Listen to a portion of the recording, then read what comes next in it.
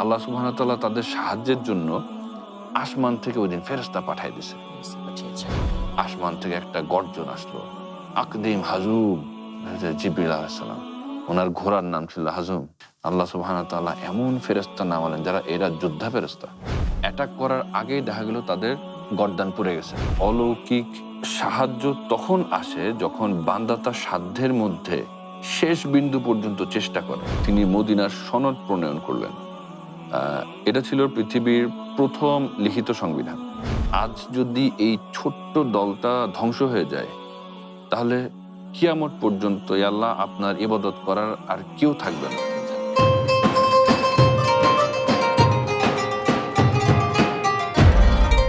আসসালামু আলাইকুম ওয়া রাহমাতুল্লাহি ওয়া বারাকাতুহু। আলহামদুলিল্লাহি ওয়াহদা ওয়াসসালাতু ওয়াসসালামু আলা আবদিহিল মুস্তাবা আল মুস্তাফা ওয়া আলা আলিহি ওয়া সাহবিহি রশাদা। প্রিয় দর্শক, রিপ্রেজেন্টস দি ইসলামিক পডকাস্ট সিজন 2 থেকে স্বাগত জানাচ্ছি মাসুম বিল্লাহ বিন রেজা। আজ আমার সাথে গেস্ট হিসেবে রয়েছেন আলোচনার জন্য ইসলাম গবেষক, চিন্তক আহমেদ আরিফিন। আসসালামু আলাইকুম ওয়া রাহমাতুল্লাহ। ওয়ালাইকুম আসসালাম ওয়া রাহমাতুল্লাহি ওয়া বারাকাতুহু। ভাই কেমন আছেন সব মিলে? আলহামদুলিল্লাহ, আপনি ভালো আছেন? আলহামদুলিল্লাহ, আমিও ভালো আছি। আজ শুরুতেই যে প্রশ্নটা করব সেটা হচ্ছে, রাসূলুল্লাহ সাল্লাল্লাহু আলাইহি ওয়াসাল্লাম হিজরত করেছেন, মদিনায় হিজরত করেছেন।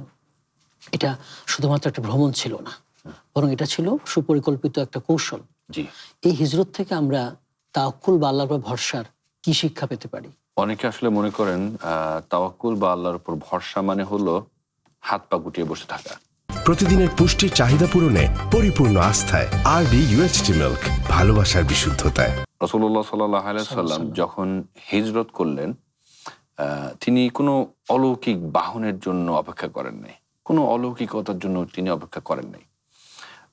তিনি একটা নিখুঁত পরিকল্পনা করলেন এবং সেই প্ল্যান অনুযায়ী উনি একটার পর একটা স্টেপ নিলেন। শত্রুদের বিভ্রান্ত করতে তিনি আলী রাদিয়াল্লাহু তাআলা আনহুকে নিজের বিছানায় শুতে বললেন। জি, শুয়ে দিলেন। মদিনার পথটা চেনার জন্য মক্কা থেকে যাওয়ার পথে একজন খুব দক্ষ একজন গাইড নিলেন। অলদো সেই গাইড ছিল অমুসলিম। জি, মদিনার দিকে বের হয়ে উনি তার উল্টো পথে সাওর গুহায় গিয়ে আশ্রয় নিলেন। এই সবগুলাই কিন্তু একটা পরিকল্পনার অংশ। পরিকল্পনার অংশ। সাওর গুহায় থাকা অবস্থায় শত্রুরা যখন একদম গুহার মুখে চলে আসছে, জি, তখন আবু বকর রাদিয়াল্লাহু তাআলা আনহু একটু ভয় পেয়ে গেলেন এবং তিনি বললেন, ইয়া রাসূলুল্লাহ, এখন তারা যদি আমাদের পায়ের দিকে তাকায় তাহলে তো আমাদেরকে চিনে ফেলবে, আমাদেরকে ধরে দেখে ফেলবে ফেলবে, আমাদেরকে। ধরে ফেলবে। তখন রাসূল সাল্লাল্লাহু আলাইহি ওয়াসাল্লাম খুবই শান্ত কণ্ঠে বললেন যে, আবু বকর, সেই দুজন সম্পর্কে তোমার কি ধারণা যাদের তৃতীয় জন হলো স্বয়ং আল্লাহ। আল্লাহ সুবহানাহু ওয়া তাআলা। লা তাহজান ইন্নাল্লাহা মা'ানা। এটাই আসলে প্রকৃত তাওয়াক্কুল। আল্লাহর উপর নির্ভর করা, সর্বোচ্চভাবে সবটুকু দিয়ে নিজের সর্বোচ্চ মেধা, সর্বোচ্চ শ্রম দিয়ে পরিকল্পনা করা, তারপর ফলাফলের জন্য আল্লাহ সুবহানাহু ওয়া তাআলার উপর ভরসা করা। এটাই হচ্ছে তাওয়াক্কুল। তিনি আমাদের বারবার শেখাচ্ছেন যে অলৌকিক সাহায্য তখন আসে যখন বান্দা তার সাধ্যের মধ্যে শেষ বিন্দু পর্যন্ত চেষ্টা করে। হিজরত কেবল স্থান পরিবর্তন ছিল না, এটা ছিল ইতিহাসের মোড় ঘুরে দেওয়ার মতো একটা কৌশলগত মাস্টার ক্লাস। জি, জি। এজন্য এখান থেকেই তো আরবি সন গণনাও গ্রহণ করা হয়েছে। হিজরত থেকে আরবি সন বছর গণনা শুরু হয়েছে। সঠিক, সঠিক, সঠিক। টার্নিং পয়েন্ট রাসূলুল্লাহ সাল্লাল্লাহু আলাইহি ওয়াসাল্লাম জীবনের। জি। এবারে যেটা জানতে চাইবো, রাসূলুল্লাহ সাল্লাল্লাহু আলাইহি ওয়াসাল্লাম মদিনায় পৌঁছে একটি সভ্যতা গড়ার জন্য কি পদক্ষেপ গ্রহণ করেছিলেন? মদিনায় পৌঁছে রাসূলুল্লাহ সাল্লাল্লাহু আলাইহি ওয়াসাল্লাম শুধু ধর্ম প্রচারে সীমাবদ্ধ ছিলেন না, তিনি একটা রাষ্ট্র সভ্যতা গড়ে তুলতে চাইছেন। তিনি জানতেন যে একটা জাতি গঠনের জন্য একটা শক্ত ভিত্তি দরকার। তাই তিনি প্রথম ৩ টা কাজ করলেন। ১ নম্বর হচ্ছে তিনি মসজিদে নববী বানালেন।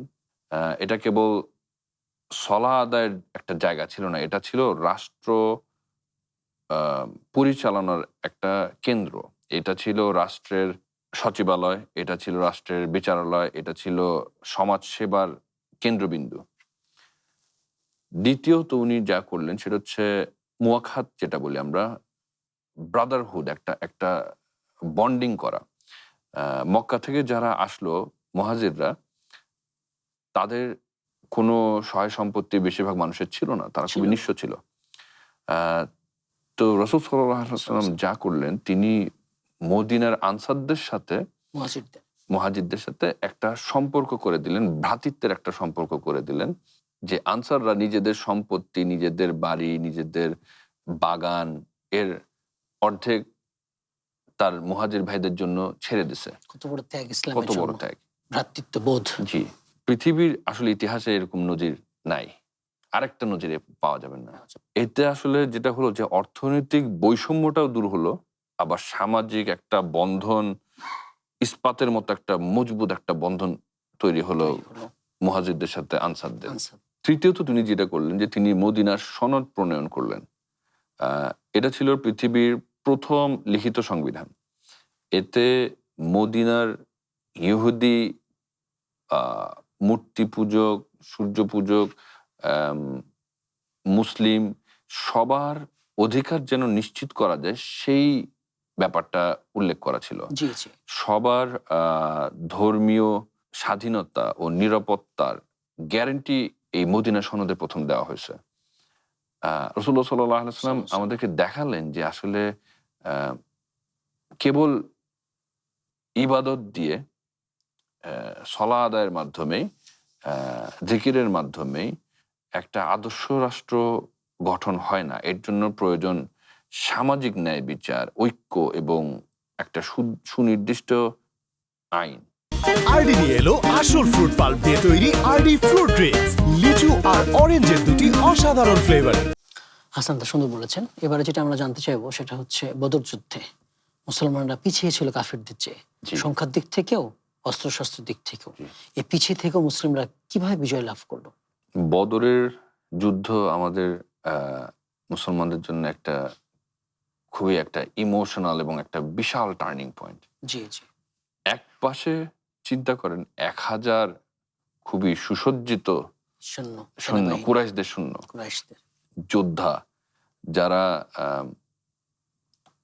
যুদ্ধের অভিজ্ঞতা আছে, আর অন্য পাশে মাত্র 313 জন মুসলিম, তাদের যুদ্ধের অভিজ্ঞতা নেই, তাদের কোনো তলোয়ার নেই, সামরিক কোনো অভিজ্ঞতা নেই, ট্রেনিং নেই, বাচ্চা বুড়ো বিভিন্ন বয়সের মানুষজন আছে এখানের মধ্যে।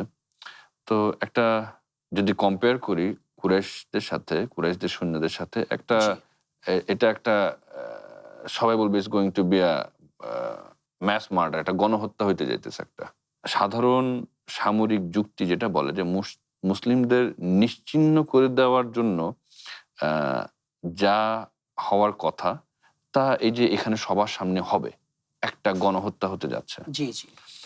কিন্তু যুদ্ধের আগের রাতে দৃশ্যপটটা ভিন্ন ছিল। মুসলিমরা যখন বিশ্রাম নিচ্ছিল তাদের তাঁবুতে, একজন জেগে আছে সে রাতে, রাসূলুল্লাহ সাল্লাল্লাহু আলাইহি ওয়াসাল্লাম। তিনি সিজদায় পড়ে আল্লাহ সুবহানাহু ওয়া তাআলার কাছে কাঁদতেছিলেন। তিনি বলতেছিলেন যে, হে আল্লাহ, আজ যদি এই ছোট্ট দলটা ধ্বংস হয়ে যায়, তাহলে কিয়ামত পর্যন্ত হে আল্লাহ আপনার ইবাদত করার আর কেউ থাকবে না। কেউ থাকবে। তিনি এত গভীরভাবে কাঁদতেছিলেন যে তার চাদর ওনার শরীর থেকে পড়ে যাচ্ছে, কান্নাতে ওনার দাড়ি ভিজে গেছে। সাল্লাল্লাহু আলাইহি ওয়াসাল্লাম যুদ্ধের আগে সাহাবীদের সাথে পরামর্শ করলেন, একটা পানির কূপগুলো আমরা নিজেদের নিয়ন্ত্রণে নিয়ে নেব। এখানেও আমরা আবার দেখতেছি তাওয়াক্কুলের ব্যাপারটা, যে আমি একটা নিখুঁত প্ল্যান সাজাবো, একটা নিখুঁত পরিকল্পনা করব এবং সেই অনুযায়ী আমি আগায় যাব। ওনারা প্ল্যান সাজালো যে কূপগুলোর নিয়ন্ত্রণ ওনারা নিয়ে নেবেন। এবং যুদ্ধের দিন মুসলিমদের আপনি ডিসিপ্লিন যদি দেখতেন, সেই 313 জন মুসলমান যাদের কোনো সামরিক ট্রেনিং নেই, তাদের ডিসিপ্লিন ছিল চোখে দেখার মতো। আল্লাহ সুবহানাহু ওয়া তাআলা তাদের সাহায্যের জন্য আসমান থেকে ওই দিন ফেরেশতা পাঠিয়ে দিয়েছে। কিন্তু ফেরেশতাটা কখন আসছে আসলে? যখন মুসলমান বাহিনী তাদের সর্বোচ্চ প্ল্যান, সর্বোচ্চ শৃঙ্খলা বজায় রেখে যুদ্ধের মাঠে আল্লাহর উপর তাওয়াক্কুল করে আগায় গেছে, তখন আসলো। আল্লাহ সাহায্য করেছেন। হঠাৎ করে যুদ্ধের ময়দানে আসমান থেকে একটা গর্জন আসলো, আকদিম হাজুম। কি হলো? জিবরিল আলাইহিস সালাম, ওনার ঘোড়ার নাম ছিল হাজুম, তো বললো যে আগায় যাও হাজুম। আল্লাহ সুবহানাহু ওয়া তাআলা এমন ফেরেশতা নামালেন যারা এরা যোদ্ধা ফেরেশতা। সাহাবীরা অনেকে বলেন যে এই যুদ্ধের সময় কাফেরদেরকে অ্যাটাক করার আগেই দেখা গেল তাদের গর্দান পড়ে গেছে, ফেরেশতারা সাহায্য করতেছে।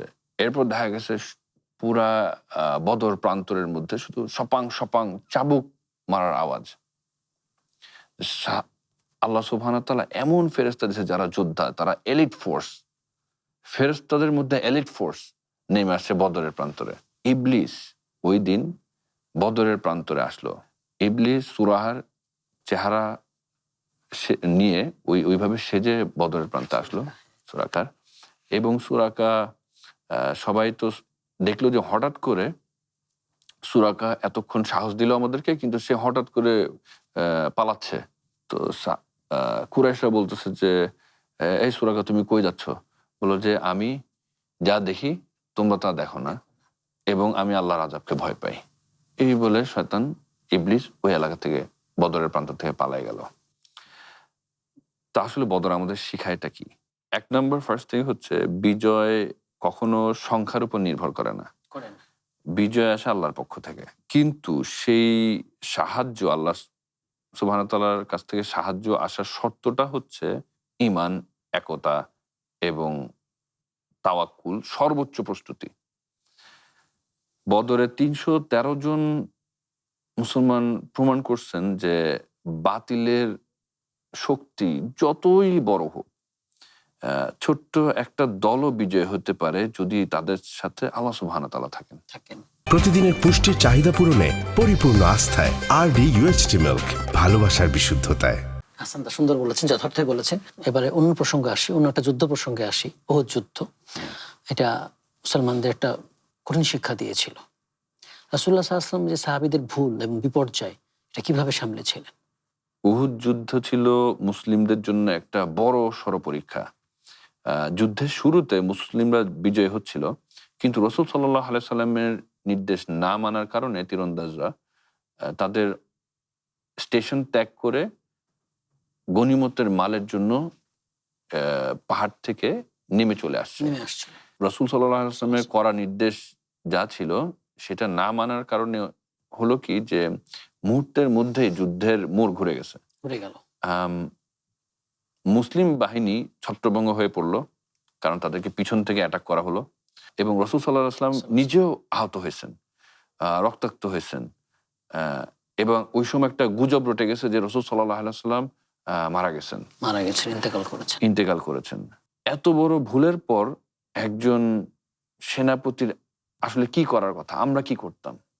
আমরা তো হয়তো প্রচন্ড রকম রেগে যেতাম, শাস্তি দিতাম, অথবা গালমন্দ করতাম। কিন্তু রাসূল সাল্লাল্লাহু আলাইহি ওয়াসাল্লাম কি করলেন? এত বড় একটা ভুলের পরে তিনি আরো কোমল হয়ে গেলেন। আল্লাহ সুবহানাল্লাহ কুরআনুল কারীমে বলতেছেন যে যদি আপনি তাদের প্রতি রূঢ় হতেন তাহলে সেই সাহাবারা আপনার থেকে দূরে সরে যেত। তিনি তাদের আসলে দোষারোপ করেন নাই, বরং তিনি তাদেরকে নিয়ে আবার বসে পরামর্শ করলেন যে ভুল কি হয়েছে, ভবিষ্যতে কি করা উচিত, এবং এর মাধ্যমে সাহাবাদের মনোবল আগের থেকে আরো বেড়ে গেল। এটা আসলে একটা লিডারশিপের একটা শিক্ষা যে মানুষ ভুল করবেই, কিন্তু একজন প্রকৃত লিডার ভুলের সময় তার অনুসারীদেরকে আসলে ছুঁড়ে ফেলে দিবে না, বকা দিবে না, গালি দিবে না, ছোট ফিল করাবে না। বিজয়ের ভিত্তি তৈরি হয়েছিল শুধুমাত্র এই রাসূল সাল্লাল্লাহু আলাইহি ওয়াসাল্লামের ক্ষমা করার যে গুণ, এই গুণের কারণে। জি, আপনি যথার্থই বলেছেন। আপনাকে অনেক ধন্যবাদ, আমাদের মূল্যবান সময় দিয়েছেন, সুন্দর আলোচনা করেছেন সিরাত বিষয়ে। জাযাকাল্লাহু খাইর। দর্শক, আপনারা এতক্ষণ দেখছিলেন আরডি প্রেজেন্টস দি ইসলাম পডকাস্ট সিজন 2। দেখুন, আল্লাহর উপর ভরসা করা মানে হচ্ছে বসে থাকা না, হাত গুটিয়ে, বরং চেষ্টা করে আল্লাহর কাছে তাওফিক কামনা করা। এটা তাওয়াক্কুলের শিক্ষা আমরা পাচ্ছি এখান থেকে। আরও পাচ্ছি যে মসজিদ থেকে আমরা সামাজিক কর্মকাণ্ড পরিচালনা করতে পারি, রাষ্ট্র কর্মকাণ্ড পরিচালনা করতে পারি। আরও যেটা পাচ্ছি, যেটা কারো ভুল হলে তার পাশে দাঁড়ানো, তাকে ছুঁড়ে ফেলা নয়। আজ আমার আলোচনা থেকে এগুলো সহ আরও শিক্ষা পেয়েছি, এগুলো গ্রহণ করব। আল্লাহ তাআলা তৌফিক দান করুন, আমিন। আসসালামু আলাইকুম ওয়া রাহমাতুল্লাহি ওয়া বারাকাতুহু।